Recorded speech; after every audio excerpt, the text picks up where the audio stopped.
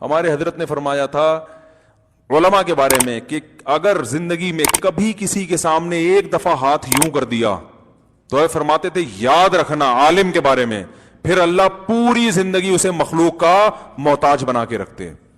ایسا سخت جملہ ہمارے حضرت نے ہمیں سکھایا ہے نا. یہاں تک ایک اور واقعہ میں بتا دوں آپ کو. ہمارے مدرسے میں ایک طالب علم تھا جو کچھ بہت نیک تھا، پرہیزگار تھا، کنوارا تھا. کنوارے کے میں نے بتایا کہ نقصانات کنوارے پن کے بہت زیادہ ہوتے ہیں. شادی نہیں ہو رہی تھی تو وہ کسی کے عشق میں مبتلا ہو گیا. پھر لیکن حضرت کو لکھ کے دیا کہ مجھے عشق ہو گیا، یہ ہو گیا. تو بھی حضرت نے اس کو سمجھایا انسان کے بچے بنو کیا کر، ٹھیک ہے نا. تو پھر کیا ہے کہ وہ سمجھایا، لیکن حضرت نے بھی بڑا دل کیا کہ چلو اس نے بتایا تو ہے نا اپنا جرم، اور ایک نوجوان ہے اس کو سمجھایا اور طریقے بتائے کہ اس طرح سے جان چھوٹ جائے گی. پہلی کوشش تو حضرت نے بھی بتایا کہ اگر نکاح ہو جاتا ہے تو اچھی بات ہے. وہ لڑکی والے مان نہیں رہتے تو حضرت نے فرمایا کہ نہیں، وہ مان اس لیے نہیں تھے، غریب تھا لڑکا. کیا تھا؟ غریب. تو اب چونکہ طالب علم تھا، مدرسے میں پڑھتا تھا، اس نے کسی سیٹھ صاحب سے جا کے بات کی کہ یار مجھے کوئی گھر ور دے دو کرائے پہ یا کچھ تھوڑی ماہانہ آمدن باندھو تاکہ وہ لوگ لڑکی والے راضی ہو جائیں. تو ہمارے حضرت مفتی رشید احمد صاحب کو جب یہ پتہ چلا نا تو اتنا غضبناک ہوئے، اسے اسی وقت مدرسے سے نکال دیا. فرمائے یہ جو عشق کا جرم ہے نا یہ قابل معافی ہے. یہ کیا ہے؟ آپ لوگ نا کہیں شروع کر دیں کہ قابل معافی ہے تو مطلب یہ بھی جرم ہے، لیکن یہ میں اس کا علاج کریں گے، کچھ کوشش کریں گے. یعنی اس میں تھوڑا ایک نوجوان لڑکا ہے غلط اس میں چلا گیا، کوئی برائی کی نہیں، اس نے کوئی بھی چھیڑا بھی نہیں، اس کو ہاتھ بھی نہیں لگایا لڑکی کو. ایک دل کے کیفیات ہیں، غیر اختیاری کیفیات پیدا ہو گئے. چلو بھائی بچہ سمجھ کے، اپنی اولاد سمجھ کے اصلاح کی کوشش کریں گے.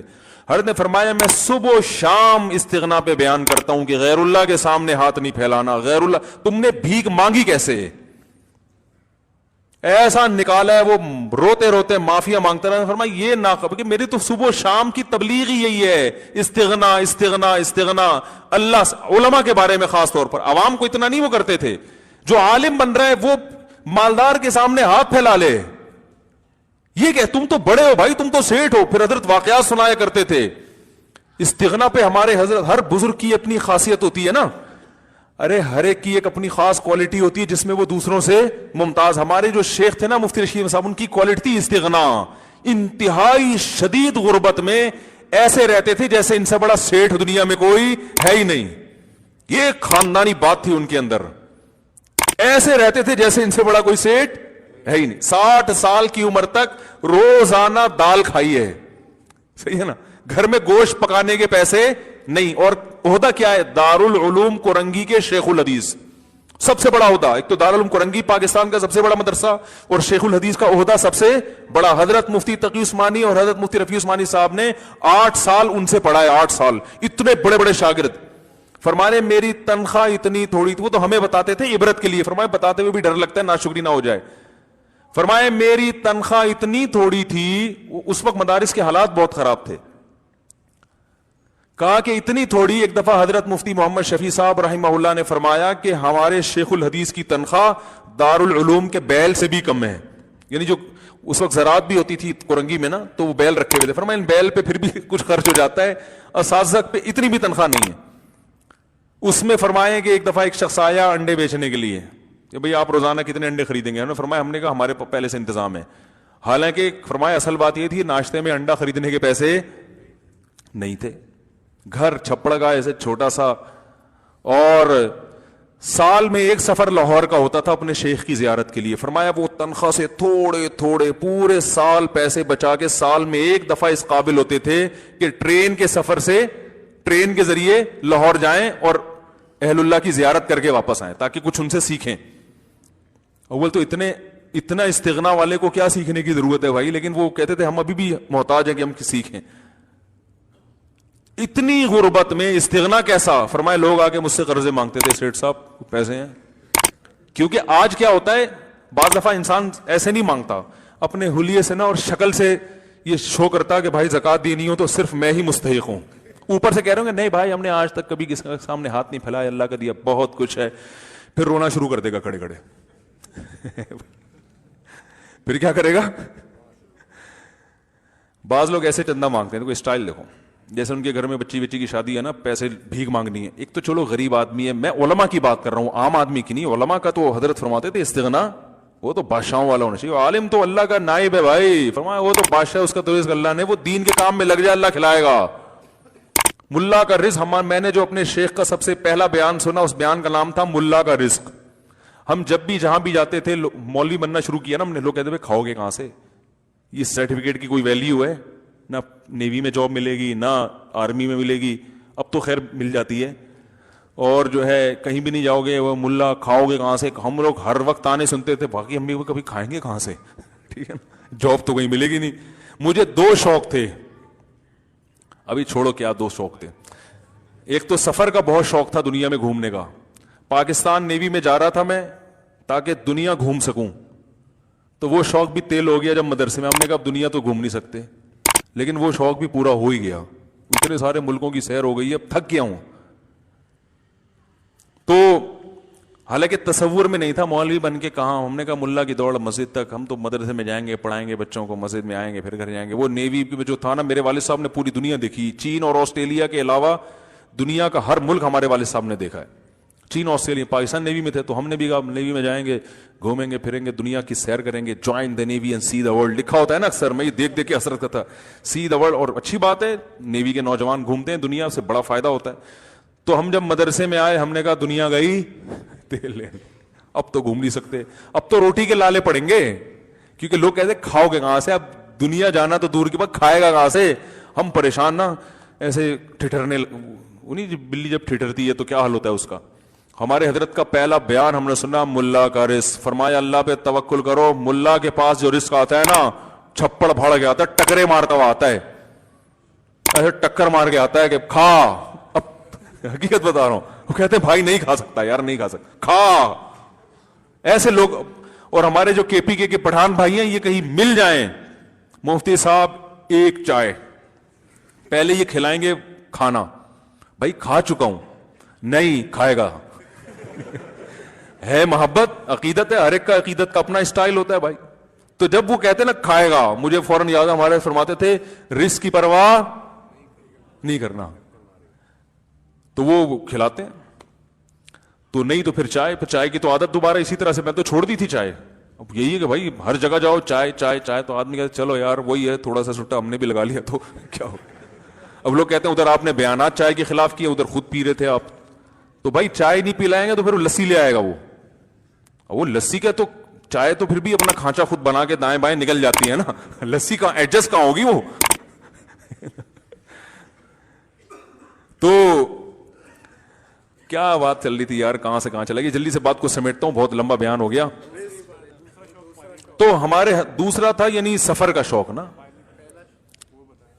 دوسرا شوق وہی تھا جو ہو گیا الحمدللہ کافی. اس کے بھی لوگ کہتے تھے رشتہ تو کوئی دے گا ہی نہیں, لوگ یہ تانا دیتے تھے. سب سے پہلا تانا جو مجھے ملا تھا نا مولوی بننے پر, رزق کا بھی بعد میں ملا تھا, رشتے کا پہلے ملا تھا کہ کوئی لڑکی تو دے گا ہی نہیں. ہمارے خاندان میں سارے ماشاءاللہ پڑھے لکھے لوگ ہیں, تو وہ سب سے پہلا تانا یہ ملا تھا کہ رشتہ نہیں کوئی دے گا, اور دوسرا تانا کھاؤ گے کہاں سے. تو ہمارے اندر فرمایا اللہ پہ توکل. تو ہمارے حضرت اس کے بہت سخت پابند تھے کہ علماء کے بارے میں دیکھو, کوئی ضرورت مند ہو, محتاج ہو, اگر وہ بیچارہ کسی کے سامنے اپنی حاجت بیان کر لے تو ہر ایک کو ایک ہی لاٹھی سے نہیں ہانکنا چاہیے, ہر ایک کا ایک جیسا توکل نہیں ہوتا. لیکن علماء کے بارے میں کہتے تھے کہ کسی سیٹھ کے سامنے کبھی, ارے آج تو آپ جہاز میں تھے نا ساتھ ہمارے, آپ ہی تھے, یہ بھائی بیٹھے ہوئے ہیں, ابے یہ جو آپ پیچھے دیکھ رہے ہیں آپ, یا سامنے یہ نہیں سمجھ میں آئے گا, بعد میں سمجھاؤں گا. آپ جن کو کہہ رہا ہوں وہی پیچھے تھے, آپ آج سفر میں تھے, اچھا بالکل آپ کی ٹائپ کا آدمی تھا. تو بالکل ہم حضرت فرمایا کرتے تھے علماء کے لیے نا, کسی کے سامنے ہاتھ اپنی احتیاج ظاہر نہیں کرنا, بھوکے مر جاؤ. تو حضرت پھر اپنے بتاتے تھے کہ میں دال کھا رہے ہیں روزانہ, کہ ایک دن مہمان آیا, کہنے لگا, اس کو بھی کہہ رہے ہم نے رکھ لیا گھر میں, تو مہمان کو تو اچھا کھلا دیتا ہے نا, ہم نے بھی دال, اس نے برداشت کیا, بھی دال ایک دفعہ اتفاق سے بچی بھی ہوگی, کھلا رہے ہیں, اگلے ٹائم پہ کچھ اچھا ہے, اگلے ٹائم پہ پھر دال. تو کہنے لگا جب بھی آپ کے گھر آؤ دال ہی پکی ہوتی ہے. وہ بھی کوئی اسٹریٹ فارورڈ قسم کا آدمی تھا. حضرت نے فرمایا حضرت فرماتے ہیں اس کے بتانے کے بعد ہماری توجہ گئی ہے کہ کتنے دن سے دال کھا رہے ہیں، ورنہ ہماری اس طرف توجہ بھی نہیں تھی. تو پھر فرماتے ہیں میں نے اس سے بولا حلال اتنا ہی ملتا ہے. حضرت نے کہا اب دیکھو کوئی ہم جیسا نالائق ہوتا تو کیا کہتا ہے بھائی کیا کریں بس اب کیا ہے مدرسے کی تنخواہوں میں آپ کو پتہ ہے کیا گزارا ہوتا ہے، تھوڑا سا ایسے کر کے نا تاکہ یہ جیب سے کچھ ہدیہ اور نذرانہ نکال کے دے. یہ اسٹائل ہوتا ہے مانگنے کا.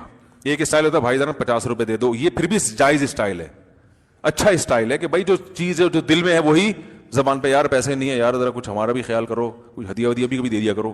ٹھیک ہے، غلط ہے یہ بھی لیکن اتنا غلط نہیں ہے. اور ایک طریقہ یہ ہوتا ہے کہ منہ سے تو یہ شو کر رہے ہم کسی سے مانگتے نہیں ہیں، لیکن ایٹیٹیوڈ ایسا ہے، ایکسپریشن چہرے کے ایسے ہیں کہ جس سے لگ رہا ہے کہ بھائی دے دے یار مر جاؤں گا ورنہ.